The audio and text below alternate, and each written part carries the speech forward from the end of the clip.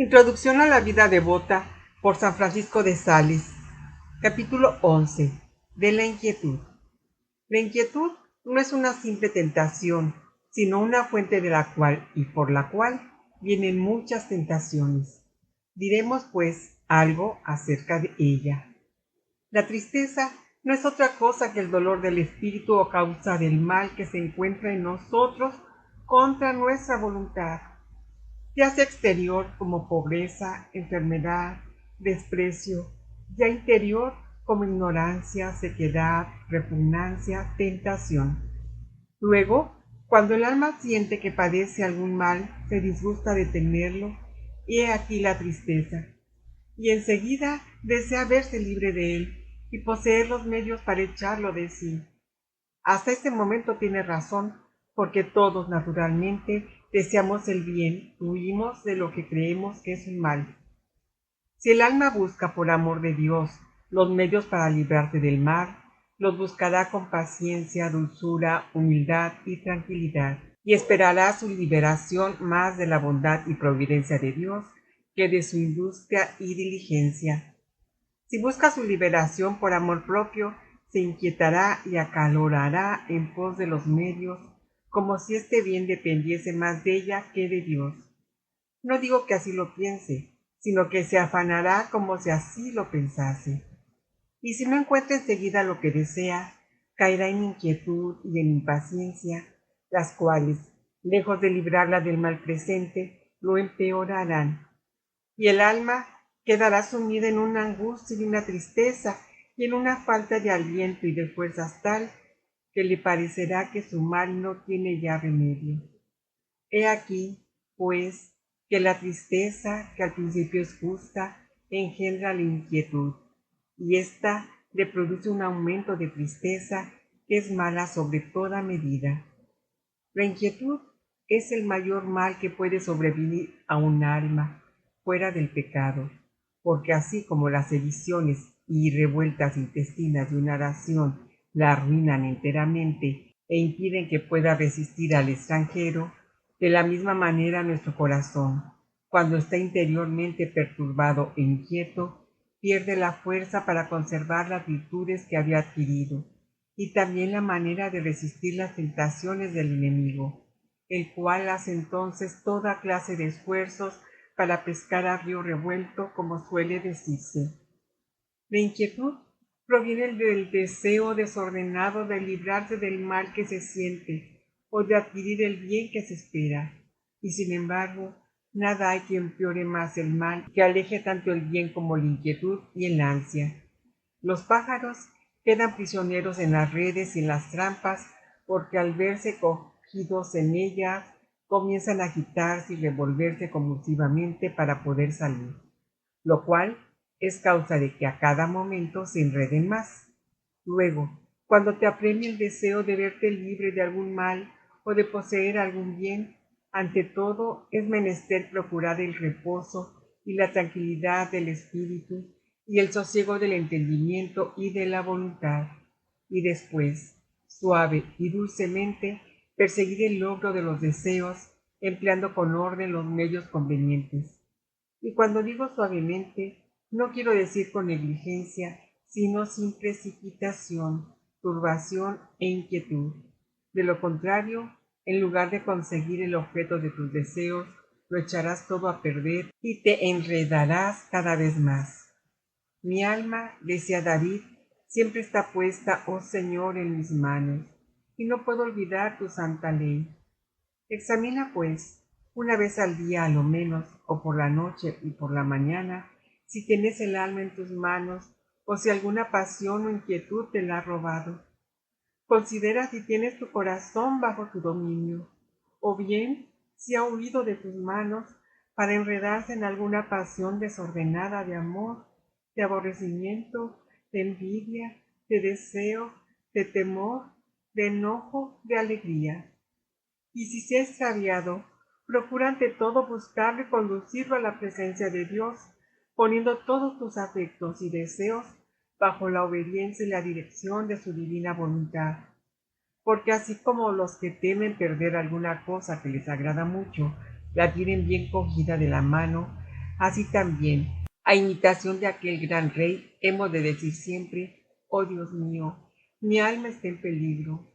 Por esto la tengo siempre en mis manos y de esta manera no he olvidado tu santa ley.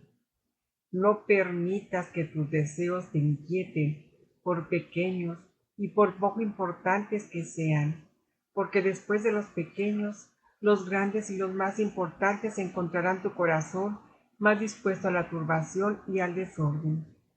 Cuando sientas que llega la inquietud, encomiéndate a Dios y resuelve no hacer nada de lo que tu deseo reclama hasta que aquella haya totalmente pasado, a no ser que se trate de alguna cosa que no se pueda diferir. En este caso, es menester refrenar la corriente del deseo con un suave y tranquilo esfuerzo, templándola y moderándola en la medida de lo posible. Y hecho esto, poner manos a la obra, no según los deseos, sino según razón. Si puedes manifestar la inquietud al director de tu alma, o a lo menos a algún confidente y devoto amigo, no dudes de que enseguida te sentirás sosegada, porque la comunicación de los dolores del corazón hace en el alma el mismo efecto que la sangría en el cuerpo, que siempre está calenturiento. Es el remedio de los remedios. Por este motivo, dio San Luis este aviso a su hijo: si sientes en tu corazón algún malestar, dilo enseguida a tu confesor o a alguna buena persona, y así podrás sobrellevar suavemente tu mal por el consuelo que sentirás.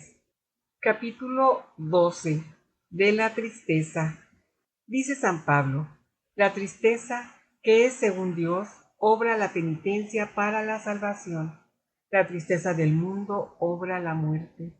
Luego, la tristeza puede ser buena o mala, según los diversos frutos que causa en nosotros. Es cierto que son más los frutos malos que los buenos, porque los buenos solo son dos: misericordia y penitencia, y los malos, en cambio, son 6: angustia, pereza, indignación, celos, envidia e impaciencia, lo cual hace decir al sabio: la tristeza es la muerte de muchos, y en ella no hay provecho alguno, porque 2 buenos riachuelos que emanan de la fuente de la tristeza, hay 6 que son muy malos. El enemigo se vale de la tristeza para ocasionar tentaciones a los buenos, porque así como procura que los malos se alegren en sus pecados, así también procura que los buenos se entristezcan en sus buenas obras. Y así, como no puede inducir al mal, si no es haciéndolo agradable, de la misma manera no puede apartar del bien si no es haciéndolo desagradable. El maligno se complace en la tristeza y en la melancolía, porque él está triste y melancólico, y lo estará eternamente, por lo que quiere que todos estén como él. La tristeza mala perturba el alma, la inquieta, infunde temores excesivos, hace perder el gusto por la oración, adormece y agota el cerebro, priva al alma del consejo, de la resolución, del juicio, del valor, y abate las fuerzas. En una palabra, es como un invierno crudo que priva la tierra de toda su belleza y acobarda a los animales, porque quita toda suavidad al alma y la paraliza y hace impotente en todas facultades. Filotea, si alguna vez te acontece que te sientes atacada de esta tristeza, practica los siguientes remedios. Si alguno está triste, dice Santiago, que ore. La oración es el más excelente remedio, porque eleva el espíritu a Dios, es nuestro único gozo y consuelo.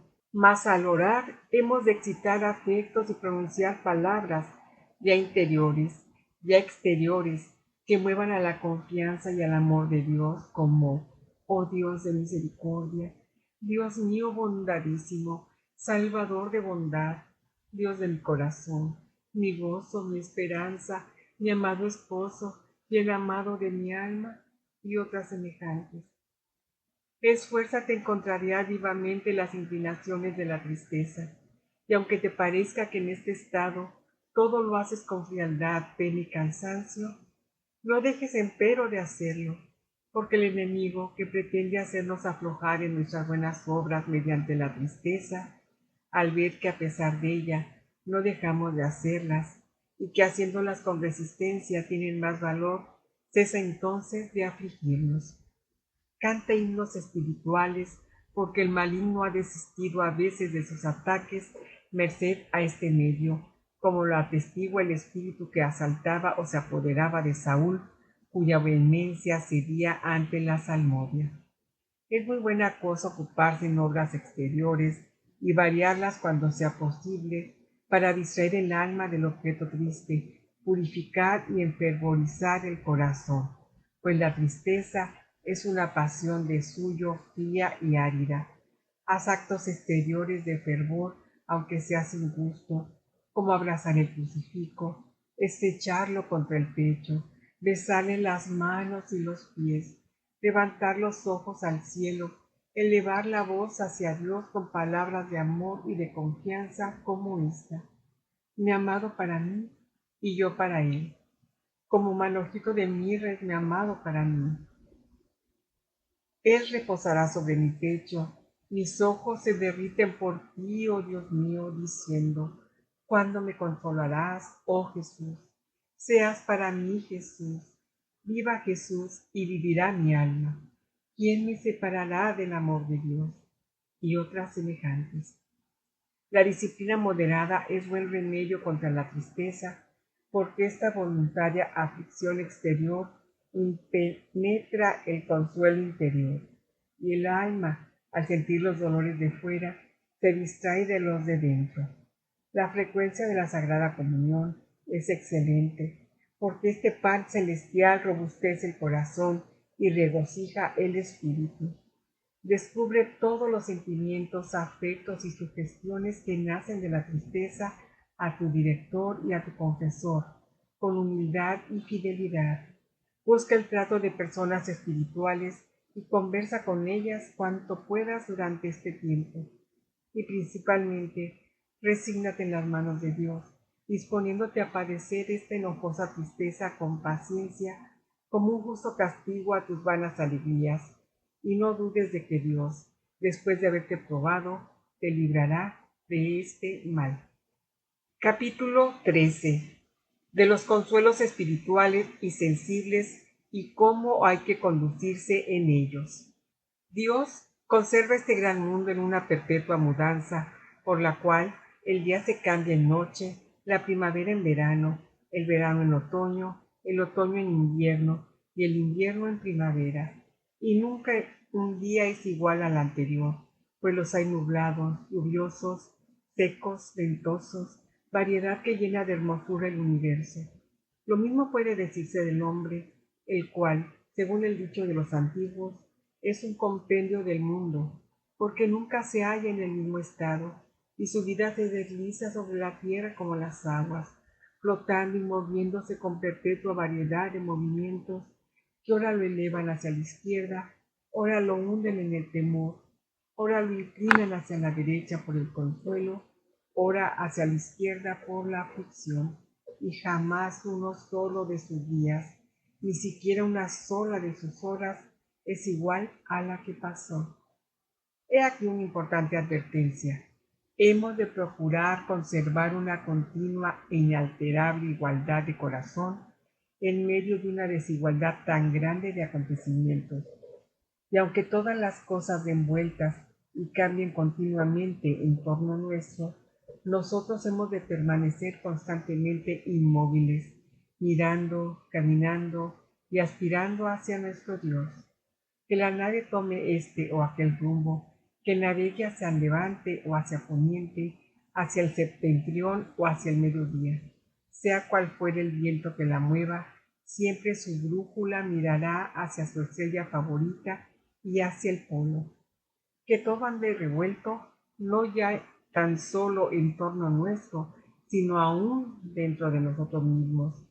Es decir, que nuestra alma esté triste, alegre en suavidad, en amargura, en luz y en tinieblas, en tentación, en reposo, en placer, en displicencia, en sequedad, en ternura.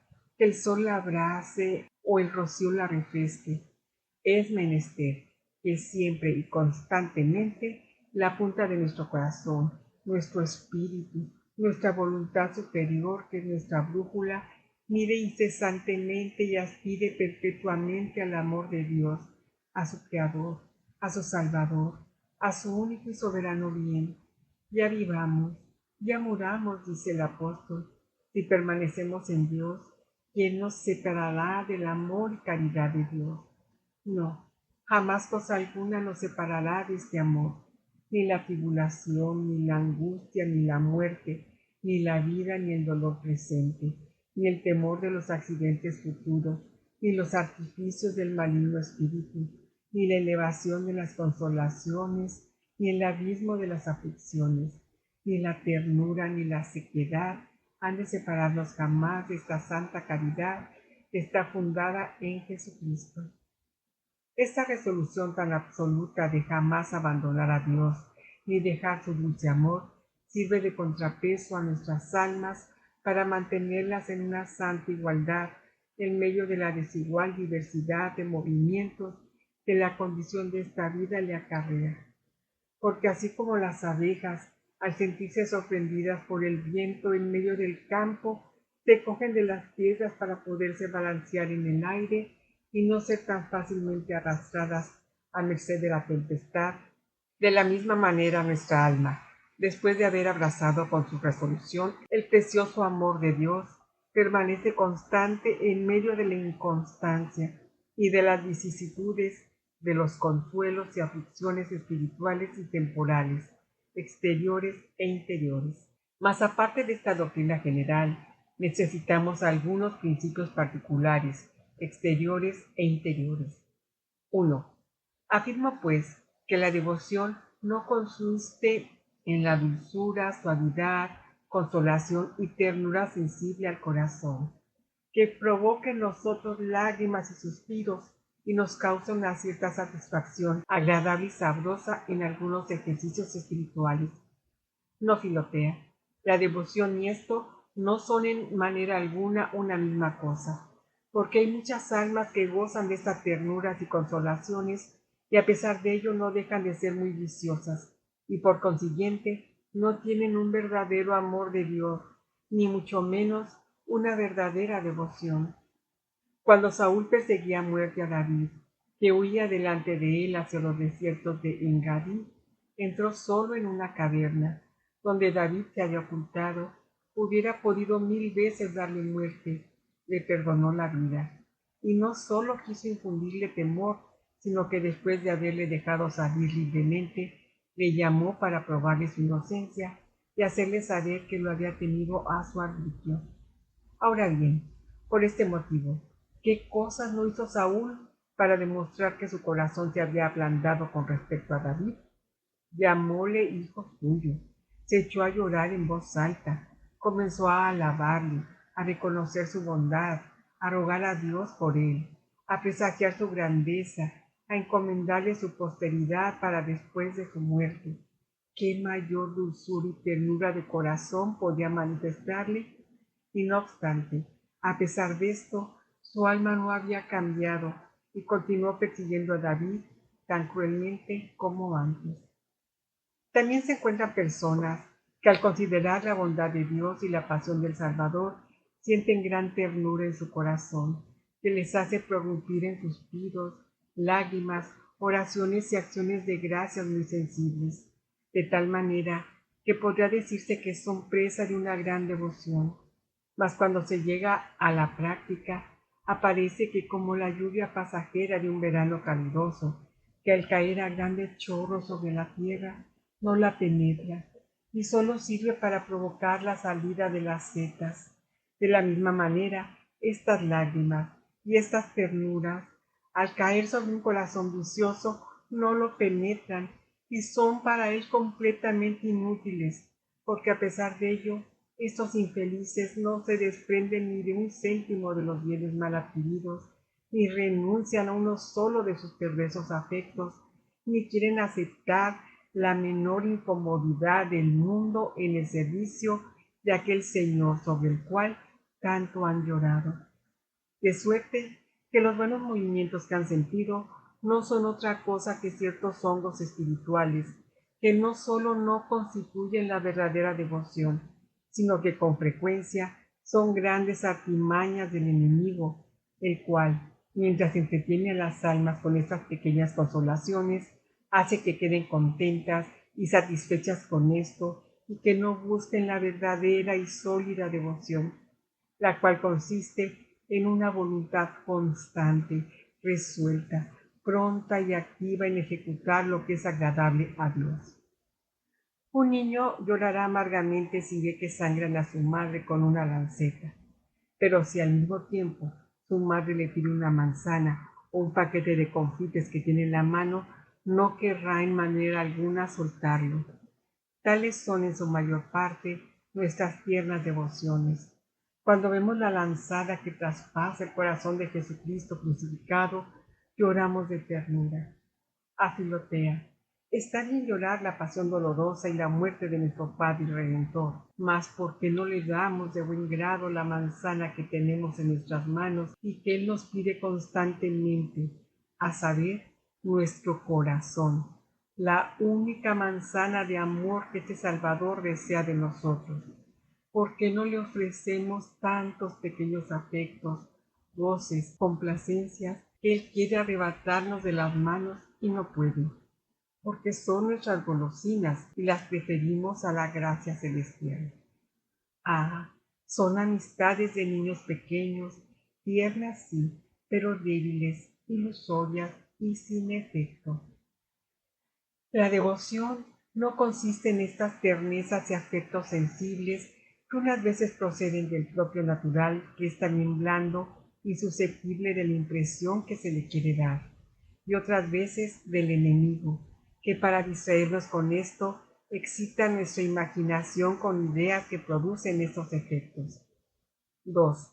Estas ternezas y afectuosas dulzuras son, empero, a veces muy buenas y muy útiles, porque abren el apetito del alma, confortan el espíritu y juntan a la prontitud de la devoción de una santa alegría, la cual hace que nuestros actos, aun exteriormente, sean bellos y simpáticos.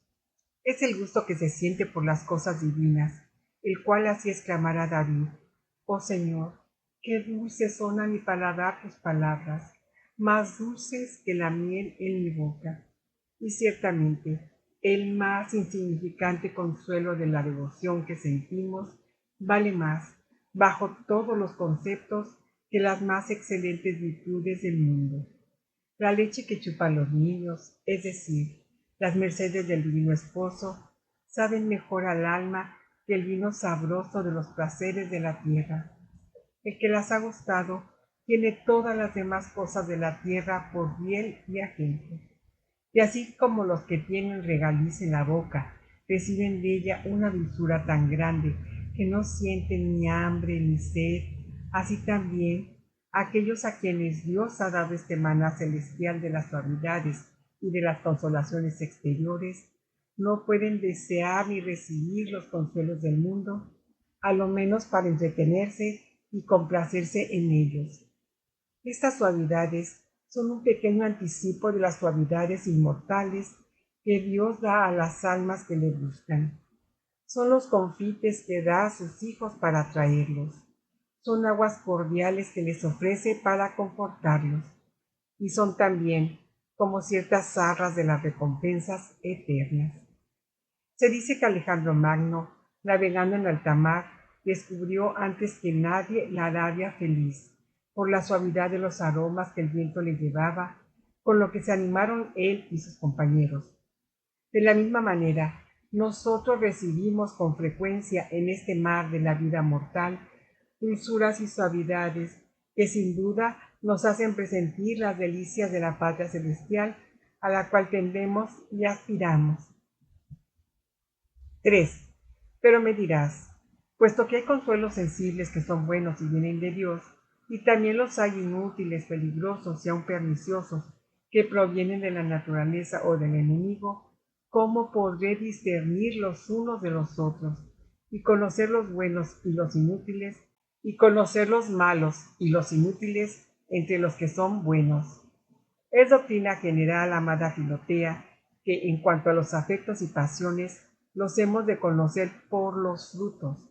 Nuestros corazones son los árboles, los afectos y las pasiones son sus ramas, y sus obras y sus acciones son sus frutos. Es bueno el corazón que tiene buenos afectos, y son los afectos y las pasiones los que producen en nosotros buenas obras y santas acciones. Si las dulzuras, ternezas y consolaciones nos hacen más humildes, pacientes, tratables, caritativos y compasivos con el prójimo, más fervorosos en mortificar nuestras concupiscencias y nuestras inclinaciones, más constantes en nuestros ejercicios, más dóciles y flexibles con respecto a aquellos a quienes debemos obedecer, más sencillos en nuestra manera de vivir, es indudable, Filotea, que son de Dios. Mas estas dulzuras solo son dulces para nosotros y nos hacen furiosos, ásperos, puntillosos, impacientes, tercos, orgullosos, presuntuosos, duros para con el prójimo, y por creer que ya somos santos, no queremos sujetarnos más a la dirección y a la corrección. Es seguro que estos consuelos son falsos y perniciosos. El buen árbol solamente produce buenos frutos. 4. Cuando sintamos estas dulzuras y estos consuelos, A. Humillémonos delante de Dios y guardémonos bien de decir a causa de estas suavidades, qué buenos son. No, Filotea, estos bienes no los hacen mejores, porque como he dicho, la devoción no consiste en esto. Digamos más bien, qué bueno es Dios para los que esperan en Él, para el alma que le busca. El que tiene azúcar en la boca no puede decir que su boca es dulce, sino que es dulce el azúcar. De la misma manera, aunque esta dulzura espiritual es muy buena y muy bueno el Dios que nos la da, no se sigue de aquí que sea bueno el que la recibe. B. Reconozcamos que todavía somos niños pequeños, que necesitamos aún del pecho y que estos confites se nos dan porque tenemos el espíritu tierno y delicado, el cual necesita cebos y golosinas para ser atraído al amor de Dios. C. Mas después de esto, hablando en general y de ordinario, recibamos humildemente estas gracias y favores y tengámoslos por muy grandes, no por lo que son en sí, sino porque es la mano de Dios la que los pone en nuestro corazón, como le ocurriría a una madre que para acariciar a su hijo le pusiera ella misma los confites en la boca uno tras otro. Pues el hijo fuese capaz de entenderlo, apreciaría más la dulzura de los halagos y de las caricias de su madre, que la dulzura de las mismas golosinas. Así también, Filotea, mucho es sentir estas dulzuras, pero la dulzura de las dulzuras está en considerar que Dios, con su mano amorosa y maternal, nos las pone en la boca, en el corazón, en el alma y en el espíritu. D. Una vez las hayamos recibido con humildad, empleémoslas con mucho cuidado, según las intenciones de aquel que nos la da. ¿Con qué fin creemos que Dios nos da estas dulzuras? Para hacernos suaves con todos y amorosos con Él. La madre da el confite a su hijo para que la bese. Besemos pues a este Salvador, que nos da tantas dulzuras. Ahora bien, besar al Salvador es obedecerle, guardar sus mandamientos, hacer su voluntad, cumplir sus deseos. En una palabra, abrazarle tiernamente con obediencia y fidelidad. Por lo tanto, cuando recibimos alguna consolación espiritual, es menester que aquel día seamos más diligentes en el bien obrar y que nos humillemos. Además de eso, es necesario que de vez en cuando renunciemos a estas dulzuras, ternezas y consolaciones, que despeguemos nuestro corazón de ellas y que hagamos protesta de que si bien las aceptamos humildemente y las amamos, porque Dios nos las envía y nos mueven a su amor, no son empero ellas los que buscamos, sino Dios y su santo amor, no la consolación, sino el Consolador. no la dulzura, sino el dulce Salvador, no la ternura, sino la suavidad del cielo y de la tierra. Y con estos afectos nos hemos de disponer a perseverar firmes en el santo amor de Dios, aunque durante toda nuestra vida jamás hubiésemos de sentir ningún consuelo, diciéndole lo mismo en el monte Calvario y en el Tabor. Oh Señor, bueno es permanecer aquí. Ya estamos en la cruz, ya en la gloria. F. Finalmente, te advierto que si recibes en notable abundancia estas consolaciones, ternuras, lágrimas y dulzuras, o te acontece en ellas alguna cosa extraordinaria, hables de ello sinceramente con tu director, para aprender la manera de moderarte y conducirte, pues está escrito, has hallado la miel, pues come la que es suficiente.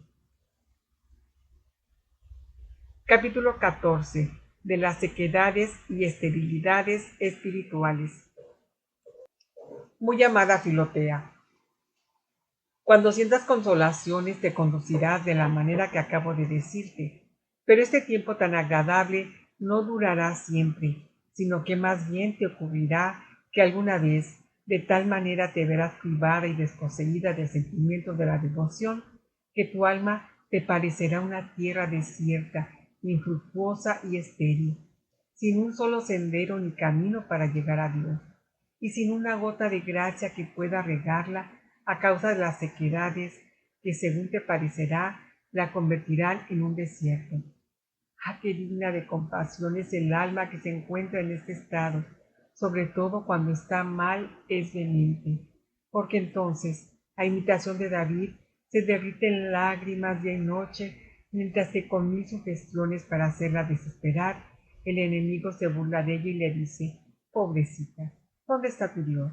¿Por qué camino le habrás de encontrar? ¿Qué podrá jamás devolverte el gozo de su santa gracia? ¿Qué harás pues, Filotea, en este estado? Examina de dónde procede el mal. Con frecuencia somos nosotros mismos la causa de nuestras esterilidades y sequedades. 1. Así como una madre no quiere dar azúcar a su hijito que padece de lombrices, así Dios nos quita los consuelos cuando entregándonos a ellos con vana complacencia, somos propensos a las lombrices de la vanagloria. Bien está, oh Dios mío, que me humilles, porque antes de que fuese humillada te había ofendido. 2. Cuando no tenemos cuidado de recoger las suavidades y las delicias del amor de Dios a su debido tiempo, las aparta de nosotros, en castigo de nuestra pereza. El israelita que no cogía el maná muy de mañana no podía hacerlo después de la salida del sol porque lo encontraba derretido. 3. A veces estamos tendidos en un lecho de complacencias sensuales y de consuelos perecederos como la esposa sagrada de los cantares. El esposo de nuestras almas llama a la puerta de nuestro corazón, nos inspira a que practiquemos nuestros ejercicios espirituales, pero nosotros se los regateamos porque nos duele dejar los vanos pasatiempos y separarnos de aquellas vanas complacencias.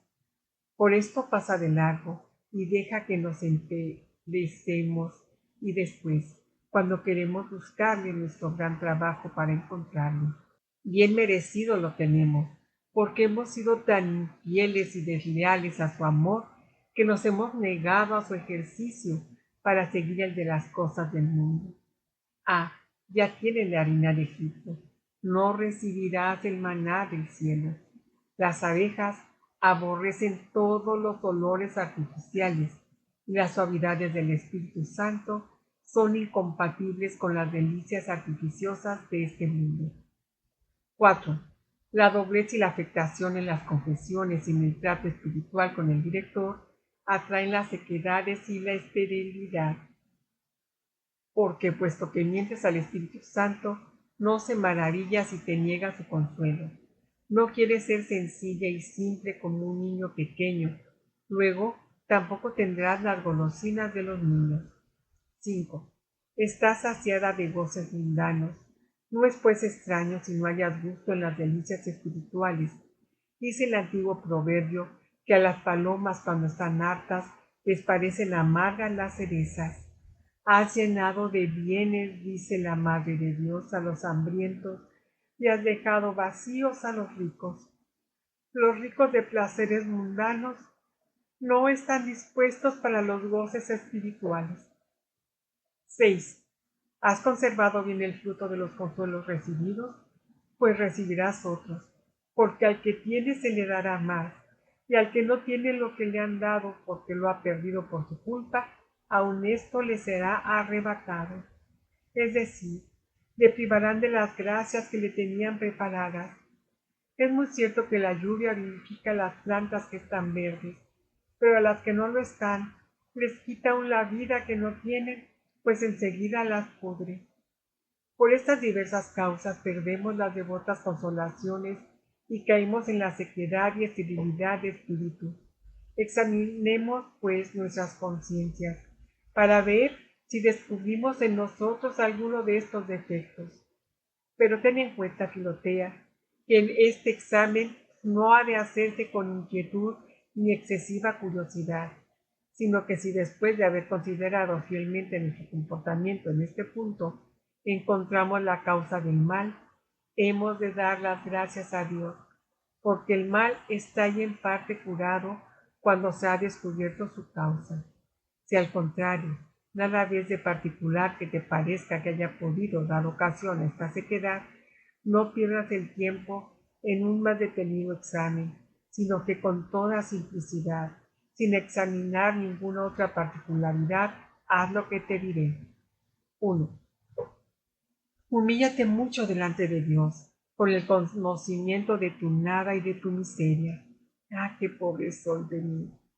Cuando estoy dejada a mi arbitrio, nada más, Dios mío, que una tierra seca, la cual, agrietada por todas partes, muestra la sed que tiene de la lluvia del cielo, y entre tanto el viento la disipa y la convierte en polvo. 2. Invoca a Dios y pídele su alegría. Devuélvenos, Señor, la alegría de tu salud. Padre mío, si es posible que pase de mí este cáliz. Huye de aquí, viento infructuoso que seca mi alma, y ven agradable brisa de las consolaciones. Sopla en mi jardín y tus buenos efectos derramarán el olor de la suavidad. 3. Acude al confesor. Ábrele bien tu corazón. Muéstrale todos los repliegues de tu alma.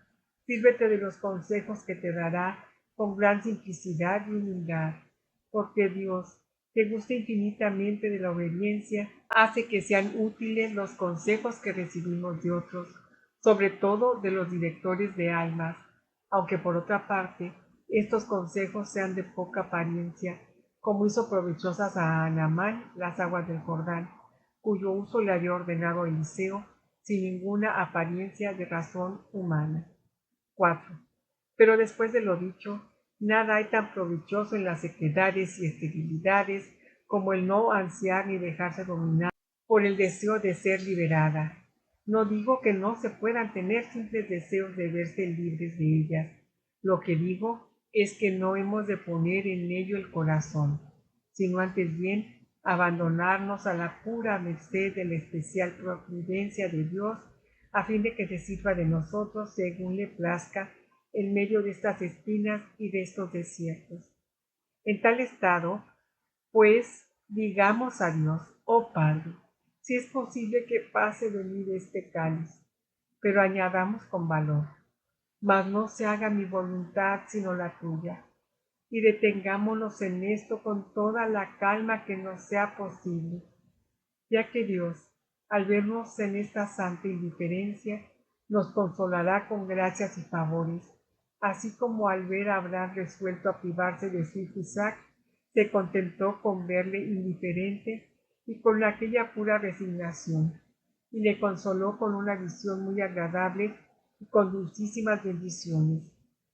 Luego, en toda clase de aflicciones, así corporales como espirituales, y en las distracciones y privaciones de la devoción sensible, hemos de decir, con todo nuestro corazón y con una profunda sumisión, el Señor me ha dado los consuelos, el Señor me los ha quitado. Sea bendito su santo nombre, pues perseverando en esta humildad, nos devolverá sus deliciosos favores, como hizo con Job, el cual se sirvió constantemente de parecidas palabras en todas sus desolaciones. 5. Por último, Filotea, en medio de todas nuestras inquietudes y esterilidades, no perdamos el ánimo, sino que esperando pacientemente la vuelta de los consuelos, sigamos siempre nuestro camino, no dejemos por ello ninguno de los ejercicios de devoción. Antes bien, si es posible, multipliquemos nuestras buenas obras, y si no podemos presentar a nuestro amado esposo confituras tiernas, ofrezcámoslas secas, pues le da lo mismo, con tal que el corazón se las presente, esté absolutamente resuelto a quererle amar. Cuando la primavera es buena, las abejas fabrican más miel y producen menos abejorros, porque siendo favorable el buen tiempo, se esmeran en hacer tanta cosecha entre las flores que olvidan la cría de sus ninfas.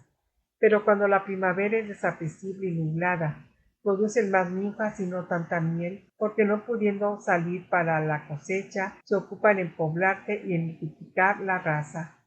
Filotea, ocurre algunas veces que el alma, al verse en la hermosa primavera de las consolaciones espirituales, se entretiene tanto en amontonarlas, en chupar de ellas, que en medio de la abundancia de tan suaves delicias, hace muchas menos buenas obras, y al contrario, en medio de las asperezas y esterilidades espirituales, según se ve privada de los agradables sentimientos de la devoción, multiplica mucho más las obras sólidas y abunda en la producción interior de las verdaderas virtudes de la paciencia, humildad, propia adicción, resignación y abnegación de su amor propio.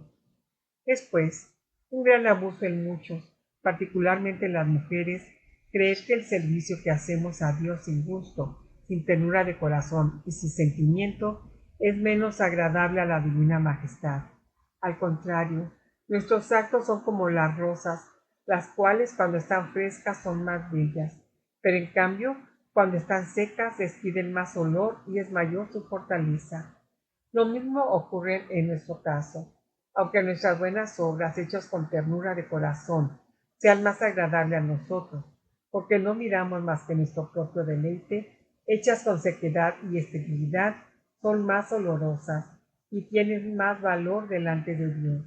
Sí, amada Filotea, en tiempo de sequedad, nuestra voluntad nos lleva al servicio de Dios como por la fuerza, por lo que entonces es menester que esta voluntad sea más vigorosa y constante que en tiempo de ternura.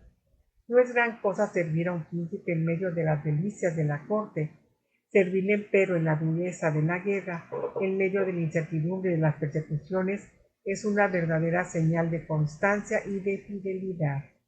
La bienaventurada Ángela de Foligno dice que la oración más grata a Dios es la que se hace por fuerza y con tedio, es decir, aquella a la cual somos llevados, no por el gusto que en ella sentimos, ni por la propia inclinación, sino únicamente por el deseo de agradar a Dios, de manera que nuestra voluntad vaya a regañadientes, forzando y violentando las sequedades que a ellos se oponen. Lo mismo digo de toda clase de buenas obras, pues cuantas más contradicciones ya exteriores, ya interiores, nos salen al paso al hacerlas, más apreciadas y más agradables son delante de Dios. Cuanto menos hay de nuestro interés particular en la práctica de las virtudes, tanto más resplandece en ellas la pureza del amor. El niño besa de buen grado a su madre cuando le da azúcar, pero si la besa después de haberle dado ajenjo o acíbar, señal es de que la ama en gran manera. Capítulo 15. Confirmación y aclaración de lo que hemos dicho con un ejemplo notable. Mas para hacer más evidente esta instrucción, quiero poner aquí un caso de la historia de San Bernardo, tal como lo he encontrado en un docto y prudente escritor. Dice así: a casi todos los que comienzan a servir a Dios y no son todavía experimentados en las privaciones de la gracia y en las vicisitudes de la vida espiritual, les ocurre que al faltarles el gusto de la devoción sensible y la agradable luz que les invita a correr por el camino de Dios, pierden enseguida el aliento y caen en la pusilanimidad y tristeza de corazón. Los doctos dan esta razón a saber: que la naturaleza racional no puede estar mucho tiempo hambrienta y sin ningún deleite celestial o terreno. Ahora bien, así como las almas elevadas sobre sí mismas por el gusto de los placeres superiores fácilmente renuncian a las cosas visibles, así también, cuando por disposición divina se ven privadas del gozo espiritual, al verse también faltas de los consuelos materiales, y no estando todavía acostumbradas a esperar el retorno del verdadero sol, les parece que no están ni en el cielo ni en la tierra, y que vivirán sumidas en una noche perpetua. Así como los niños pequeños cuando les destetan echan de menos la leche materna, de la misma manera estas almas languidecen y gimen y se vuelven displicentes e impertinentes, principalmente consigo mismas. Esto, pues, aconteció en el viaje de que tratamos a uno de la comunidad llamado Godofredo de Perona, consagrado hacía poco al servicio de Dios. Invadido súbitamente por la sequedad, privado de consuelo y lleno de tinieblas interiores, comenzó por acordarse de sus amigos del mundo, de sus parientes, de las riquezas que acababa de dejar, y fue acometido por una fuerte tentación, de la cual, por no haberla podido ocultar en su interior, se dio cuenta uno de sus amigos íntimos, quien después de habérselo ganado con dulces palabras le dijo confidencialmente: «¿Qué te ocurre? ¿Qué pasa que contra tu carácter te vuelves pensativo y triste?» Entonces Godofredo, suspirando profundamente, respondió: «Ay, hermano, jamás en toda mi vida estaré alegre». El compañero, movido a compasión por estas palabras, corrió con celo para rogar a Dios por él. Godofredo, entretanto, agotado por la tristeza, puso la cabeza sobre una piedra y se durmió. Al poco rato, ambos se levantaron, el uno de la oración con la gracia alcanzada y el otro del sueño, con el rostro tan sonriente y sereno que su querido amigo, maravillado de un cambio tan grande y tan repentino, no pudo contenerse de recordarle amigablemente lo que antes le había respondido. Entonces Godofredo le replicó: «Si antes te dije que nunca estaría alegre, ahora te aseguro que jamás estaré triste». Así terminó la tentación de aquel devoto personaje. Pero en esta historia repara amada Filotea: 1. Que Dios ordinariamente da gusto a algún anticipo de las delicias celestiales a los que comienzan a seguirle, para apartarlo de los placeres terrenos y alentarles en la prosecución del divino amor, como la madre que para traer a su seno a su hijo se pone miel en los pechos. 2. Que no obstante es este mismo Dios bueno quien a veces, según sus sapientísimos consejos, nos quita la leche y la miel de los consuelos para que, destetados de esta manera, aprendamos a comer el pan seco y más sólido de una devoción vigorosa, purificada con la prueba de la aridez y de las tentaciones. 3. Que a veces, en medio de las arideces y de las sequedades, estallan grandes tormentas, y entonces es menester combatir con constancia las tentaciones, porque no vienen de Dios. Es empero necesario sufrir con paciencia las sequedades, pues Dios las ha ordenado para nuestro ejercicio. 4. Que nunca hemos de perder el ánimo en medio de los enojos interiores, ni decir como el buen Godofredo: «Jamás estaré alegre», pues en medio de la noche hemos de esperar la luz, y recíprocamente, durante la mayor bonanza espiritual de que podemos gozar, nunca hemos de decir: «Jamás estaré triste». No, porque como dice el sabio, en los días de la prosperidad nos hemos de acordar de la adversidad, hemos de esperar en medio de las penas y hemos de temer en medio de las prosperidades, y en ambos casos siempre nos hemos de humillar, que es un excelente remedio el descubrir nuestro mal a algún amigo espiritual que pueda consolarnos. Finalmente, para poner fin a esta advertencia que es tan necesaria, hago notar que, como en todas las cosas, también en estas, nuestro buen Dios y nuestro enemigo tienen designios opuestos, ya que por estas tribulaciones quiere Dios conducirnos a una gran pureza de corazón, a una completa renuncia de nuestro propio interés en las cosas que son de su servicio y a un perfecto desasecimiento de nosotros mismos, y el maligno, al contrario, procura echar mano de estas penas para desalentarnos, para hacer que nos inclinemos de nuevo del lado de los placeres sensuales y finalmente para lograr que nos hagamos enojosos a nosotros mismos y a los demás, para desacreditar y difamar la devoción. Pero si observas las enseñanzas que te he dado, harás grandes progresos en la perfección, merced al ejercicio que harás en medio de estas aflicciones interiores, acerca de las cuales no quiero acabar de hablar sin decirte todavía una palabra. A veces la apatía, las arideces y las sequedades provienen de la mala disposición del cuerpo, como acaece cuando por el exceso de vigilias, de trabajo, de ayunos, se siente agobiado de cansancio, de modorra, de pesadez y de otras parecidas debilidades, las cuales, aunque sólo afectan a él, no dejan empero de incomodar al espíritu por la estrecha relación que entre ambos existe. Por lo mismo, en tales ocasiones es menester acordarse siempre de hacer muchos actos de virtud con la punta de nuestro espíritu y voluntad superior, porque si bien parece que nuestra alma duerme y está invadida de sopor y dejadez, con todo, los actos de nuestro espíritu no dejan de ser muy agradables a Dios. Y en este estado podemos muy bien decir con la Sagrada Esposa: yo duermo, pero mi corazón está en vela. Y como he dicho más arriba, si sentimos menos gusto en trabajar de esta manera, hay empero más mérito y virtud. Pero en este caso, el remedio está en vigorizar el cuerpo con algún legítimo alivio y recreación. Así San Francisco mandaba a sus religiosos que fuesen tan moderados en sus trabajos que no quedase ahogado el fervor del espíritu. Y a propósito de este glorioso padre, una vez fue combatido y dominado por una tan profunda melancolía de espíritu que no podía disimular en su semblante. Si quería estar con sus religiosos no podía. Si se separaba de ellos era peor. La abstinencia y la maceración de la carne le agotaban, y la oración no le producía ningún alivio. 2 años estuvo así, de tal manera que parecía completamente abandonado de Dios. Pero al fin, después de haber sufrido humildemente fuerte tempestad, el Salvador, en un momento, le devolvió la bienaventurada paz. Esto quiere decir que los más grandes siervos de Dios están sujetos a estas sacudidas, por lo que los más pequeños no han de maravillarse si les alcanza alguna de ellas. Laura Aguilar, leyendo libros para ti. Y para escuchar más audiolibros, comparte, suscríbete a mi canal, da clic en la campanita para recibir nuevas notificaciones. Paz y bien.